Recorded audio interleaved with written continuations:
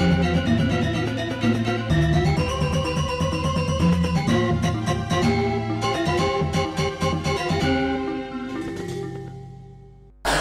Swastiastu pemirsa Bali TV dimanapun Anda berada, kembali saya Nyoman Winata, redaktur pelaksana harian Bali Pos. Tentu saja dalam Bali Pos Talk kita kembali berjumpa, dan kali ini saya kedatangan tamu, Ketua Bali Villa Rental and Management Association, Bapak Kade Adnyana. Kalau sudah ngomongin dengan Pak Kade Adnyana, tentu kita ngomongin tentang villanya. Yang wacana kemarin sudah tentang bagaimana mau moratorium pembangunan villa. Apakah ini memang kebijakan yang mendesak untuk Bali atau perlu sebenarnya pengaturan yang lebih detail di mana boleh membangun villa atau seperti apa? Kita akan wawancarai narasumber kita. Kita sebelum dulu Pak Kade Adnyana.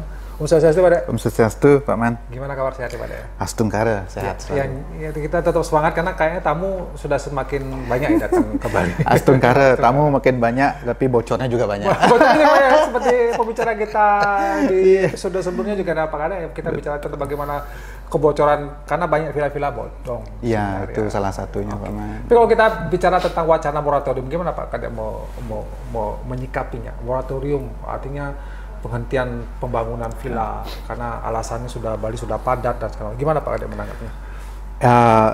Terima kasih Pak Man. Niki tiang kira memang moratorium ini sangat perlu di beberapa spot, di beberapa spot pariwisata ya, seperti Canggu, kemudian Sanur, Uluwatu, Ubud, di mana akomodasi terutama villa ya dan hotel juga ada di sana itu terlalu padat di sana, sehingga ya, yang dibeban itu adalah infrastruktur. Jalannya tetap kecil, akomodasi terus bertambah banyak. Akhirnya apa? Macet, sampah, banyak sekali hal yang terjadi di lapangan ketika ini tidak dikendalikan, tidak dikelola gitu. Sementara di tempat lain seperti daerah Bali Timur, daerah Bali Utara, Barat itu masih sangat perlu support dari pariwisata itu sendiri. Kenapa nggak di situ dibangun gitu? Ini perlu pengelolaan aja sebetulnya. Moratorium ini perlu hanya di spot-spot ini, tetapi pembangunan diperlukan di tempat lain gitu, seiring dengan meratanya kue pariwisata. Jadi biar tidak masyarakat Bali Selatan saja yang menikmati pariwisata, yang di Barat, yang di Utara, yang di Timur juga ya pantas mereka untuk menikmati juga kue. Artinya Pak Kade ingin mengatakan bahwa sebenarnya memang benar bahwa di daerah tertentu atau spot-spot tertentu ini sudah jenuh sebenarnya villa-villa ini. Sangat jenuh Pak Man, itu kelihatan sekali pemaksaannya karena sudah macetnya sudah luar biasa, tetap dibangun kan. Seperti sekarang alih fungsi lahan di daerah Canggu katakan. Masih tetap berjalan? Tetap jalan sawah-sawah itu udah beralih fungsi menjadi tanamannya beralih fungsi menjadi tanaman beton, Pak Man. Ya, sudah jadi villa gitu ya. Villa dan segala macam itu sudah sangat, sebetulnya sudah pemerintah dalam hal ini harus segera mengambil sikap. Ini harus dimoratorium. Mau tidak mau, kalau tidak begitu hancur sudah, Pak Man. Pariwisata kita makin hari makin jelek image-nya di dunia luar. Dan Pak Kade karena sering bersentuhan dengan tamu sudah merasakan itu. Dari mereka sudah ada mengatakan keluhan-keluhan. Sangat Pak Man. Apalagi sekarang mau katakanlah jalan 100 meter saja sudah memerlukan waktu 15 menit. Ini kan mobil gitu ya. Naik mobil, naik motor itu sama saja Pak Man. Macet luar biasa. Itu salah satu yang sangat yang namanya dikeluhkan oleh wisatawan itu sangat infrastruktur yang sangat krusial sekali. Oke, kalau sekarang kan memang perizinan dan segala macam. Kalau menurut Pak Kade, kalau ini moratorium disetujui, siapa yang harus mengambil tindakan cepat untuk bisa melakukan ini? Apakah pemerintah pusat, pemerintah daerah, atau siapa ya? Sesuai dengan undang-undang ya yang terjadi sekarang, otonomi daerah yang sangat kuat ya di Bali itu, ya tentu pemerintah daerah yang harus melakukan ini pertama kali gitu. Nah ini sekarang mau enggak gitu kan? Kalau memang pemerintah daerah ini kan berkepentingan terhadap income-nya gitu. Nah sekarang kalau ada moratorium pasti income-nya akan berkurang atau memang stagnan segitu aja kan gitu. Nah sekarang kalau memang tidak mau ada pengendalian seperti itu, ya Bali akan kacau gitu. Jadi memang pemerintah daerah lah yang harus memulai ini sebetulnya gitu. Ini dengan kesadaran tentunya. Ya, kalau nggak sadar ya sudah. Susah juga ya, karena kan berkaitan dengan persoalan pendapatan daerah. Kalau wilayah berkurang, akomodasi berkurang, pendapatannya berkurang. Betul Pak Man. Ini harus duduk bareng ini Pak Man, karena Bali ini kan bukan Badung saja, bukan Gianyar saja. Bali ini adalah terdiri dari 9 kabupaten. Kita harus duduk bareng, diapakan nih Bali ke depan gitu. Kalau terus ini gontok-gontokan hanya satu daerah saja harus membangun, sementara yang lainnya tidak kebagian kue atau tidak dikelola, ini kan merusak Bali secara utuh gitu. Dirusak ini semua gitu, tatanannya dirusak. Yang mau nggak Bali ini tetap sustainable ke depan gitu? Ini harus duduk bareng, para pemimpin daerah ini mesti duduk bareng. Apa yang harus kita lakukan ke depan untuk Bali? Jangan artinya egois hanya di satu tempat, satu daerah aja yang dibangun. Yang lain juga, ayo bangun sekarang misalkan di daerah timur, ayo Karangasem kembangkan apa misalkan beach club yang dikembangkan di sana sehingga tamu-tamu atau klien-klien turis-turis ini mau ke arah sana gitu.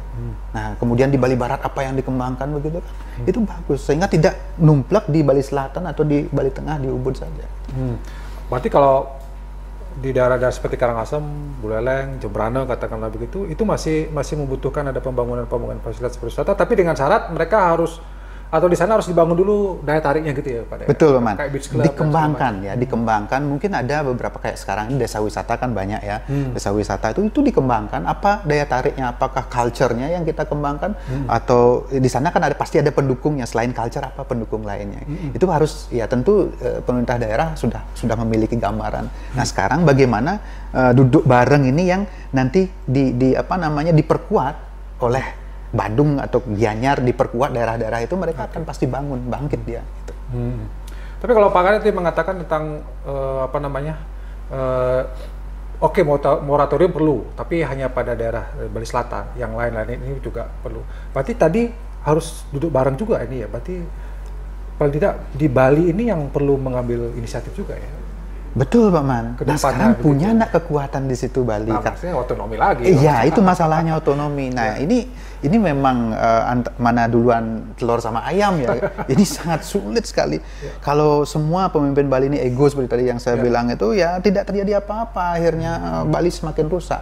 Ini harus perlu kesadaran, apalagi sekarang masa konstelasi politik ya, mestinya ini diangkat. Bagaimana kita sekarang membuat Bali ini semakin sustainable ke depan. Ini sudah kacau Pak Man. Ini kita nanti bisa kalah dengan tempat lain gitu, karena culture kita udah mulai diserang, infrastruktur juga sudah mulai padat seperti ini, sudah nggak nyaman tamu di sini Pak Man gitu. Banyak keluhan-keluhan itu. Kemacetan, sampah, kemudian kriminal lagi kan, belakangan ini kriminal lumayan banyak gitu. Ini apa yang harus kita lakukan ke depan seperti itu. Kita belum bicara tentang bagaimana juga banyak villa, banyak padat seperti Pak Kadek bilang gitu ya. Ini statusnya juga nggak jelas apakah villa atau yang lain ya, karena ada juga yang kecurian dan segala macam. Villa-villa ini yang liar, yang bodong, itu juga belum terselesaikan ya Pak Kadek? Betul. Nah ini juga makanya saya bilang itu perlu moratorium Pak Man. Kita bernafas dulu, jeda dulu sebentar, duduk dulu. Ada apa ini sekarang kan begitu. Setelah duduk jeda, kita melihat bahwa apa yang perlu diperbaiki. Ini kan belum selesai masalahnya. Banyak villa beroperasi tanpa izin. Kemudian di situ sisi ini ada homestay yang menamakan diri villa. Ini gawat Pak Man. Karena gawatnya begini. Standarisasi villa itu kan harusnya lengkap ya, infrastruktur fasilitasnya lengkap, itu mulai dari keamanannya ada security-nya kan, kemudian di dalamnya fasilitas kolam renang, kemudian fasilitas tools-nya di dalam villa itu sudah ada standarnya villa itu seperti ini loh gitu. Nah sekarang tiba-tiba ada, begitu dia punya kolam renang, begitu punya kolam ya sudah disebut villa tanpa security. Akhirnya kemarin tuh kecolongan kita, ada artis bahkan itu kan. Akhirnya mereka kecurian dan diblame bahwa itu terjadi di villa, dan hampir semua villa-villa jadi jelek image-nya. Itu homestay. Sebenarnya homestay tidak ada security, tidak ada. Artinya standar villa itu tidak terjadi di situ. Nah ini perlu istilahnya diperiksa, diawasi gitu loh. Ini loh yang namanya villa itu seperti ini. Kemudian di satu lingkungan tertentu itu yang sekarang ini kan yang terjadi adalah pengawasan itu hanya dilakukan oleh imigrasi sendiri Pak Man. Kalau dulu pengawasan itu dilakukan oleh TNI, Polri, bahkan kepala lingkungan ikut juga mengawasi. Nah sekarang mereka tidak memiliki wewenang itu. Imigrasi sendiri cuman segitu personilnya, sedangkan villa-villa ini tersebar di seluruh Bali. Bahkan anggaplah yang terpadat di Canggu itu tidak terdeteksi, tidak terkelola dengan baik. Akhirnya apa? Ya, terjadi penyimpangan banyak. Maka itu saya pikir ini moratorium dulu, jeda sebentar, sejenak, mungkin setahun 2 tahun coba cek dulu apa yang perlu diperbaiki gitu. Setelah itu ini diperbaiki semua, infrastrukturnya diperbaiki, kemudian fasilitasnya dicek, pengawasannya dilakukan.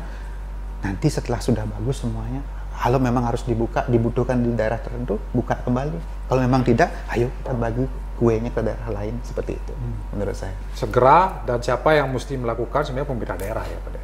Saya jangan menunggu dari pemerintah pusat. Aduh, lama Pak Man. Itu kan birokrasi bertumpuk-tumpuk. Itu sampai nggak tahu 2 tahun, 5 tahun nggak akan jalan itu. Sekarang itu kita sebagai penduduk lokal, pemerintah daerah mesti bersikap ini. Kalau nggak gitu, siapa lagi yang jadi kesatria Bali Pak Man? Habis ini kita. Kesatria ikut bermain seperti itu ya habis Bali kita Pak Man. Mau gimana lagi sekarang? Ya kan ada yang peduli semuanya based on kepentingan gitu. Jadi kepentingan pribadi semuanya. Bali ini seperti ayam peras, jadinya diperas terus. Telurnya diperas, ayamnya makin kurus. Nggak ada yang rawat, nggak ada yang ngerawat. Ini kita perlu kesadaran yang luar biasa Pak Man di Bali ini. Nah itu yang susah Pak. Ya mudah-mudahan nih para pemimpin, calon-calon pemimpin Bali ke depan nih, ayo Bapak Ibu, kita peduli terhadap Bali. Kalau nggak kita yang peduli, kesatria Bali yang peduli, lalu siapa lagi? Kita nggak mungkin menyuruh orang lain untuk peduli dengan Bali. Itu mereka tuh hanya kesini itu kadang-kadang ya tanda kutip ada yang hanya mengeksploitasi, hanya ingin uangnya saja, ya tidak mau memelihara Bali. Nah kalau kita ikut seperti mereka, Bali kan makin hancur. Ini marilah ayo Bapak Ibu semuanya, calon-calon pemimpin Bali, ayo kalau bukan kita siapa lagi? Ya, demi Bali yang lebih baik di masa demi Bali, betul. Oke. Tapi tadi tentang yang izin dan tidak berizin dan segala macam ini perlu ya, karena kalau tidak berizin tidak jelas, ada homestay jadi villa, itu jadi persoalan yang justru bumerang juga ya Pak Dek. Betul Pak. Karena ada yang kecurian terus villa di Bali jelek dan segala macam. Tapi juga perlu diinformasikan juga kepada konsumen atau mereka yang mau sewa villa di Bali harus gimana Pak Dek? Harus dicek kah ya? Apakah memang ada villa yang berizin tidak berizin? Karena kan kalau dipasarkan di media sosial itu kan nggak jelas, iya mana yang berizin, mana tidak berizin. Nah, itu makanya kami hadir di BPRMA nih Pak Man ya. Jadi kami menghimpun diri itu untuk menghimpun diri bahwa kami ini adalah para pengusaha, kemudian pemilik villa yang memang berizin. Jadi kami ingin bekerja sama dengan pemerintah. Jadi kami memberikan informasi atau pemerintah bahkan membuat list lah gitu ya. List ada mungkin sebuah website yang bisa diakses oleh para klien, para tamu ini bahwa ini loh villa-villa yang bisa disewa di Bali, betul. Yang sudah berizin, yang sudah lengkap, yang direkomendasi oleh pemerintah. Nah selain daripada villa-villa itu, mohon maaf gitu kan modelnya. Itu villa ilegal. Villa ilegal kan begitu. Jadi si klien-kliennya akan berpikir dia sudah punya gambar bahwa akan ada resiko di balik itu. Misalkan standar villa itu sudah ada security yang seperti tadi kan, ada fasilitas yang lengkap dan lain sebagainya. Kalau mereka di luar ini menyewa di luar list ini, jadi mereka sudah tahu resikonya seperti apa gitu. Jadi bukan kesalahan dari kita gitu kan. Nah, saya pikir itu perlu membuat satu website yang memang khusus berisi data villa-villa yang berizin gitu. Iya betul juga, karena itu informasi penting buat klien, buat customer juga ya kalau mereka sewa di tempat yang berarti ada yang legal, ada ilegal, janganlah menyewa villa yang ilegal. Termasuk juga agennya Pak Man. Nah, kalau di travel agent tuh ada Asita ya, kalau di kita tuh mungkin ada BVRMA gitu. Ada di bawah kita tuh ada agen-agen Pak Man yang menjual, mereseller villa-villa. Itu juga perlu didata. Jadi sekarang itu sangat mudah. Bule pun bisa ikut jadi agen dia, dapat komisi dan lain sebagainya. Ada yang sudah direputasi sih kalau ketahuan, kalau enggak ketahuan. Karena dengan mudahnya mereka mengakses itu Pak Man gitu. Jadi ini perlu pengawasan sangat ketat dari pemerintah gitu. BPRMA sendiri sangat siap lah untuk bekerja sama dengan pemerintah bagaimana membuat Bali ini semakin aman, semakin nyaman, tamu-tamu itu stay di villa khususnya ya, sehingga pariwisata Bali ini kembali melejitkan image-nya ke depan semakin baik. Terima kasih Pak Kadek atas waktunya dan penjelasannya sebagai Ketua BPRMA Bali Villa Rental and Management Association, sebuah organisasi yang bagaimana ini, yang villa-villa legal tentunya yang di sana ya. Dan ini cara penting juga, dan moratorium itu mendesak untuk dilakukan karena Bali perlu jeda. Bali sudah sangat rusak sehingga pembangunan villa perlu dihentikan sementara. Kita merenung sebentar untuk apa yang mesti kita lakukan ke depannya. Demikian Bali Post Talk kali ini. Saya ucapkan terima kasih. Saya tutup dengan Om Santi. Om Santi. Terima kasih, sampai jumpa.